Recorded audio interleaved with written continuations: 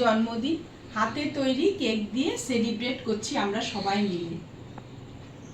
আজকে কেক বানাবো, তাই 400 গ্রাম সুজি মানে 2 কাপ সুজি নিয়ে নিয়েছি, আর ওই কাপেরই 1 কাপ চিনি নিয়ে নিয়েছি।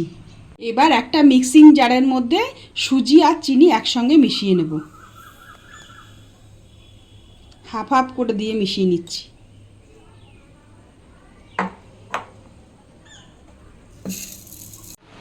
এখানে সুজি আর চিনির গুঁড়ো করে নিয়েছি। এবার একটা মিক্সিং জার নিয়ে নিয়েছি, ওই কাপেরই 1 কাপ টক দই দিয়ে দিচ্ছি। 4 টেবিল চামচ সাদা তেল দিয়ে দিচ্ছি। এবার ভালো করে মিশিয়ে নিচ্ছি। এইবার ওই মাপে 1 কাপ জল দিয়ে দিচ্ছি। ভালো করে আবারও মিশিয়ে নিচ্ছি। এইবার আস্তে আস্তে সুজি আর চিনির গুঁড়োটা দিয়ে মিশিয়ে নেব।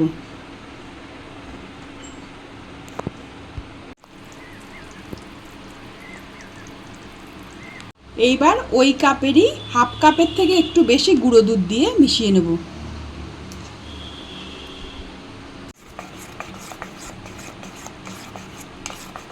এবার কাজু কিশমিশ ড্রাই ফ্রুটটাকে একটা বাটির মধ্যে নিয়ে একটু ময়দা মিশিয়ে মেখে নেব। এই ড্রাই ফ্রুটসের মধ্যে একটু যদি ময়দা মেখে দেওয়া যায় তাহলে কেক বানানোর সময় এই ড্রাই ফ্রুটসটা কখনোই এক জায়গায় জড়ো হয়ে থাকবে না বা নিচে পড়ে যাবে না, পুরো কেকটা জুড়েই ছড়িয়ে থাকবে। এবার ব্যাটারের মধ্যে মিশিয়ে দিচ্ছি। গুঁড়ো দুধ না দিয়ে লিকুইড দুধ দিয়েও গোলা যেত, তাহলে কিন্তু জল দেওয়া যেত না। গোলাটা খুব পাতলা হবে না, এরকম একটু ঘন মতো হবে। এইবার এই ব্যাটারটাকে 7-8 মিনিট মতো এইভাবে ঢাকা দিয়ে রেখে দেব। একটা টিফিন কৌটোতে তেল মেখে নিয়েছি। টিফিন কৌটোর মধ্যে এবার ওই সুজির মিশ্রণটাকে ঢেলে দিচ্ছি। এবার একটু ঝাঁকিয়ে ঝাঁকিয়ে বসিয়ে নিচ্ছি।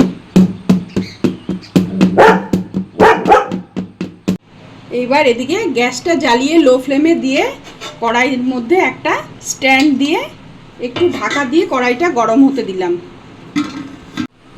কড়াই গরম হয়ে গেছে। এইবার ওই স্ট্যান্ডের মধ্যে টিফিন কৌটোটাকে বসিয়ে দিচ্ছি। এইভাবে ঢাকা দিয়ে 1 ঘন্টা লো ফ্লেমে রেখে দেব। এইবার 1 ঘন্টা বাদে ঢাকাটাকে তুলে নিচ্ছি।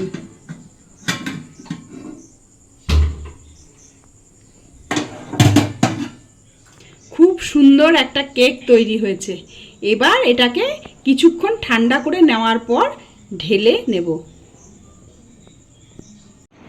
কেক ঠান্ডা হয়ে গেছে। এবার ছুরি দিয়ে বাটির সাইডে একটু ঘুরিয়ে ঘুরিয়ে এইভাবে কেটে নেব, তাহলে তুলতে গিয়ে সুবিধে হবে। এইবার একটা প্লেট নিয়েছি, প্লেটের মধ্যে উল্টে দিচ্ছি। তৈরি হয়ে গেল খুব সুন্দর একটা কেক।